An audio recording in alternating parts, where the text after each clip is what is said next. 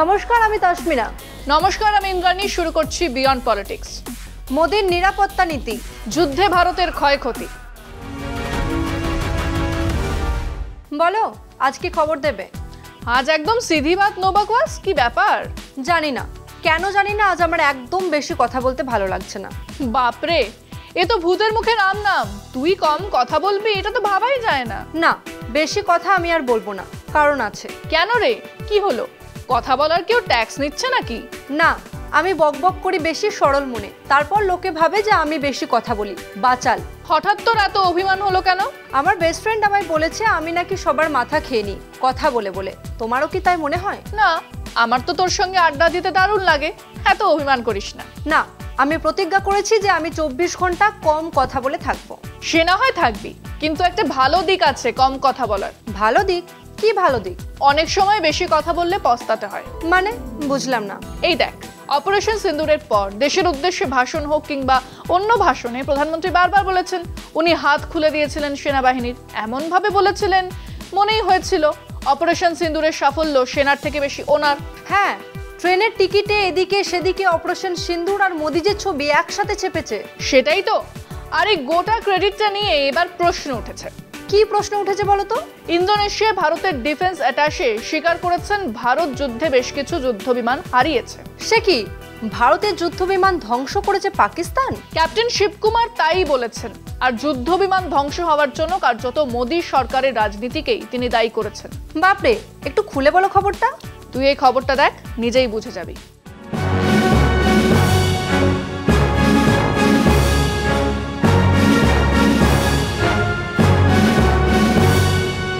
22 April কাশ্মীরের পেহেলগামে ভয়াবহ জঙ্গি হামলার জবাবে 7 মে ভোররাতে ভারত অপারেশন সিঁদুর নামে একটি সামরিক অভিযান চালায় পাকিস্তান ও পাকিস্তান অধিকৃত কাশ্মীরে। এই অপারেশনের শুরুতে ভারত সরকারের তরফ থেকে সশস্ত্র বাহিনীকে নির্দেশ দেওয়া হয়েছিল যেন শুধু জঙ্গি ঘাঁটিগুলিতেই আঘাত করা হয়, পাকিস্তানের সেনা ঘাঁটি বা আকাশ প্রতিরক্ষা ব্যবস্থার উপর নয়। এই সীমাবদ্ধতার কারণে ভারতীয় বায়ুসেনা প্রথম দিনেই কিছু ক্ষতির মুখে পড়ে। সম্প্রতি ইন্দোনেশিয়ার জাকার্তায় একটি সেমিনারে ভারতীয় নৌবাহিনীর অধিনায়ক শিবকুমার বলেন, আমরা কিছু যুদ্ধবিমান হারিয়েছি, কারণ প্রথমে আমাদের নির্দেশ ছিল পাকিস্তানের সামরিক পরিকাঠামোতে আঘাত না করা। পরে কৌশল বদলে ভারত শত্রুপক্ষের বিমান প্রতিরক্ষা ধ্বংস করে এবং এরপরেই ভারতীয় বাহিনী পাকিস্তানের গভীরে ঢুকে সফল হামলা চালায়। কুমার জানান, 8, 9 ও 10 মেতে ভারতীয় বাহিনী সম্পূর্ণভাবে আকাশ নিয়ন্ত্রণ করে নেয়। সামরিক পরিভাষায় যাকে বলা হয় SEAD, suppression of enemy air defences, এবং DEAD, destruction of enemy air defences, সেই কৌশল প্রয়োগ করেই ভারত সফলভাবে অভিযান চালায়। ইন্দোনেশিয়ার এক বিমান শক্তি গবেষক দাবি করেন, ভারত হারিয়েছে 5টি যুদ্ধবিমান, 3টি রাফাল, একটি মিগ-29 এবং একটি সুখোই 30 এবং একটি ট্যাকটিক্যাল ড্রোন। পাকিস্তান ভারতীয় 2টি S-400 ক্ষেপণাস্ত্র লঞ্চারও ধ্বংস করেছে বলে তিনি দাবি করেন। ভারত এসব দাবি স্বীকার না করলেও কিছু ক্ষয়ক্ষতির কথা স্বীকার করেছে। 31 মে সিঙ্গাপুরে এক সম্মেলনে ভারতের chief of defence staff general Anil Chauhan বলেন, 7 মে আমাদের কিছু কৌশলগত ভুল হয়েছিল যার ফলে বিমান হারাই, কিন্তু আমরা তা দ্রুত সংশোধন করে পাকিস্তানের ভেতর ঢুকে সুনির্দিষ্ট হামলা চালাই। ভারতীয় প্রতিরক্ষা মন্ত্রক ক্যাপ্টেন কুমারের বক্তব্য নিয়ে কোনো মন্তব্য করেনি, তবে জাকার্তায় ভারতীয় দূতাবাস এক বিবৃতিতে জানিয়েছে কুমারের বক্তব্যকে ভুলভাবে উপস্থাপন করা হয়েছে। মূল বক্তব্য ছিল ভারতের সেনাবাহিনী রাজনৈতিক নেতৃত্বের অধীন এবং এই অভিযান ছিল সন্ত্রাস দমন কেন্দ্রিক ও অউস্কানিমূলক। কংগ্রেস নেতা জয়রাম রমেশ প্রশ্ন তোলেন, চিফ অফ ডিফেন্স স্টাফ ও প্রতিরক্ষা আধিকারিকরা বিদেশে দাঁড়িয়ে বড় বড় তথ্য দিচ্ছেন, কিন্তু প্রধানমন্ত্রী কেন সংসদের বিশেষ অধিবেশন ডাকছেন না? কেন বিরোধীদের সঙ্গে আলোচনা হচ্ছে না? ভারতের অপারেশন সিঁদুরের জবাবে পাকিস্তান চালায় অপারেশন বুনিয়ান মারসুজ। জেনারেল চৌহান জানান, পাকিস্তান চেয়েছিল 48 ঘন্টার মধ্যে ভারতকে নতজানু করতে, কিন্তু ভারতের পাল্টা আক্রমণে তাদের অভিযান মাত্র 8 ঘন্টার মধ্যেই থেমে যায়। ভারত ও পাকিস্তানের মধ্যে এই সামরিক সংঘর্ষ ছিল সংক্ষিপ্ত কিন্তু তীব্র। যদিও সরকার এখনো আনুষ্ঠানিকভাবে ক্ষয়ক্ষতির সংখ্যা জানায়নি, প্রতিরক্ষা আধিকারিকরা ইঙ্গিত দিয়েছেন যুদ্ধে ভারতেরও ক্ষয়ক্ষতি হয়েছে। এ তো অনেক বড় প্রশ্ন উঠে গেল গো ভারতের ডিফেন্সের উপর। ভুল করছিস, ডিফেন্স নিয়ে নয়, প্রশ্ন উঠছে মোদী সরকারের রাজনীতিকে কেন্দ্র করে। মানে ঠিক কি বলতে চাইছো? এই দেখ, মোদিজি এসে বলেছিলেন উনি নাকি সেনাবাহিনীকে পূর্ণ স্বাধীনতা দিয়েছিলেন, কিন্তু ক্যাপ্টেন শিবকুমারের বক্তব্য অন্য কথা বলছে। তাই তো, মোদিজি তো বলেছিলেন এমনকি এতবার ভাষণে একবারও তো জেট ধ্বংস হওয়ার কথা বলেননি। সেটাই তো বিরোধীরা বারবার সংসদের বিশেষ অধিবেশনের দাবি করলো, অধিবেশন হয়নি। দেশের মানুষ সত্যিটা জানবে কি করে? সবচেয়ে বড় প্রশ্ন তো সেটাই। দেশের মানুষ দেশের ক্ষয়ক্ষতির বিষয়ে জানছে বিদেশের মাটি থেকে। সেনার সাফল্যে মোদিজি ক্রেডিট নেবেন আর সেনাবাহিনীর ক্ষয়ক্ষতি হলে মোদিজি চুপ। আরে সেটাই তো প্রশ্ন। আর সবচেয়ে বড় প্রশ্ন রাফাল। রাফাল নিয়ে কি প্রশ্ন আবার? মোদী সরকার বারবার বলেছে রাফাল নাকি ভারতের সবচেয়ে বড় শক্তি। হ্যাঁ, তা বলেছ তো। তাহলে এবার কি প্রমাণ হলো? রাজনৈতিকভাবে সেনার হাত পা বেঁধে দিলে রাফালও কিছু করতে পারবে না। তুমি আমায় গোটা বিষয়টা একটু বুঝিয়ে বলো। বোঝাবো, তার আগেই খবরটা দেখ, তাহলে অনেকটা পরিষ্কার হয়ে যাবে।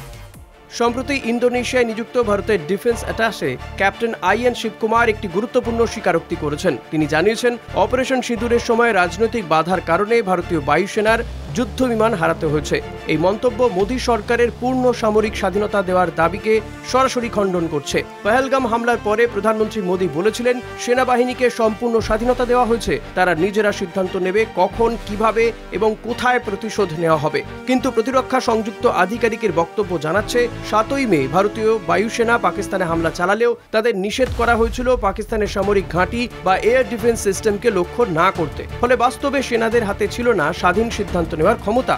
সাধারণ যুদ্ধনীতিতে শত্রুর এয়ার ডিফেন্স ব্যবস্থা আগে ধ্বংস করা হয়, কিন্তু সেই সুযোগ না পাওয়ায় ভারতীয় পাইলটরা বড় ঝুঁকির মুখে পড়েন। পাকিস্তান কোনো রকম বাধা ছাড়াই প্রতিক্রিয়া জানাতে পারে, আর সেই কারণেই রাফায়েল সহ ভারতীয় যুদ্ধবিমানগুলি ধ্বংস হয়েছে। এই ক্ষতি 1971 সালের যুদ্ধের পর ভারতীয় বায়ুসেনার সবচেয়ে বড় ক্ষতি বলে মনে করা হচ্ছে। সরকার দাবি করেছিল ফ্রান্স থেকে আনা দামি রাফায়েলে যুদ্ধবিমান ভারতের আকাশ শক্তিকে নতুন মাত্রা দেবে, কিন্তু দেখা গেল যতই শক্তিশালী বিমান হোক, যদি রাজনৈতিক নির্দেশে সেগুলোকে পুরোপুরি ব্যবহার করতে না দেওয়া হয়, তাহলে সেগুলোর ক্ষমতা কাজে আসে না। সরকার এখনো পর্যন্ত ঠিক কত বিমান খোয়া গিয়েছে তা জানায়নি। সংসদে আলোচনা বা সর্বদলীয় বৈঠকে দাবিও মেনে নেওয়া হয়নি। বিরোধীরা একে জাতীয় নিরাপত্তা নিয়ে ব্যর্থতা বলেই মনে করছে। সামরিক স্বাধীনতার নামে প্রচার হলেও বাস্তবে রাজনৈতিক হিসেব নিকেশই বড় হয়ে উঠেছে। সেনাবাহিনীর হাত বাঁধা ছিল, রাফেলের মতো উন্নত বিমানও তখন অকার্যকর। প্রতিরক্ষা সংযুক্ত আধিকারিকের এই স্বীকারোক্তি মোদী সরকারের নিরাপত্তা নীতির এক গভীর ফাঁক ফাঁস করে দিয়েছে।